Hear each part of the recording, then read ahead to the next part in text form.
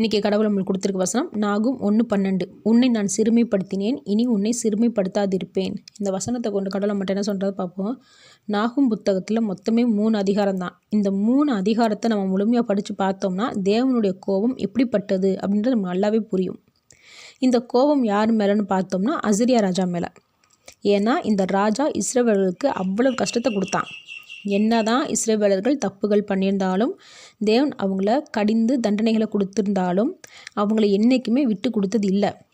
கடவுள் ஆபிரகாம், ஈசாக்கு, யாக்கோப்பு இவங்களுக்கு செய்த சத்தியத்தின் நிமித்தமாக விட்டு கொடுக்காமல் இருந்தார். நமக்கும் நம்மளுடைய வாழ்க்கையில் எத்தனையோ தடவை தேவன் நம்ம கூடவே இருக்காருன்றதை பல தடவை உணர்த்தியிருப்பார். அப்படி இருந்தும் நாமளும் பல தப்புகளை தெரிஞ்சோ தெரியாமலே கண்டிப்பாக செஞ்சுருப்போம்.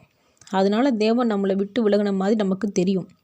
அது எதனாலன்னு பார்த்தோம்னா நம்மளை கஷ்டப்படுத்துகிற காரியம் நமக்கு நடக்கும்போது நம்ம செய்த தப்புகள்னால தேவன் நம்மளை விட்டு கொடுத்துட்டாரோ அப்படின்னு நம்மளுக்கு நினைக்க தோணும். ஆனால் தேவன் அப்படிப்பட்டவர் இல்லை. நம்மளுடைய எதிரிகள்கிட்டையோ இல்லை எதிரிகள் முன்னாடியோ கொஞ்ச காலம் நம்ம கஷ்டப்படுறதுக்கு தேவன் அனுமதிச்சிருந்தாலும் நம்மளை முழுமையாக நம்மளுடைய எதிரிகளுக்கு இரையாக்க மாட்டார். அதனால தான் தேவன் சொல்கிறாரு, உன்னை நான் சிறுமைப்படுத்தினேன், இனி உன்னை சிறுமைப்படுத்தாதிருப்பேன் அப்படின்னு. நம்மளுடைய கஷ்டத்தை தேவன் எப்போ எடுத்து போடுவார்னா நம்ம முதல்ல தப்புகளை திருத்திக்கணும். தேவன் கைக்குள்ளே அடங்கி இருக்க ஒப்பு கொடுக்கணும். அப்போ தேவன் நம்மளை மன்னிப்பார். அதே சமயம் இவ்வளவு நாள் நாம் கஷ்டப்பட்டதுக்கு, நம்ம எதிரிகள் கஷ்டப்படுத்தினதுக்கு நம்ம எதிரிகளுக்கும் பாடம் புகட்டுவார். ஆமேன்.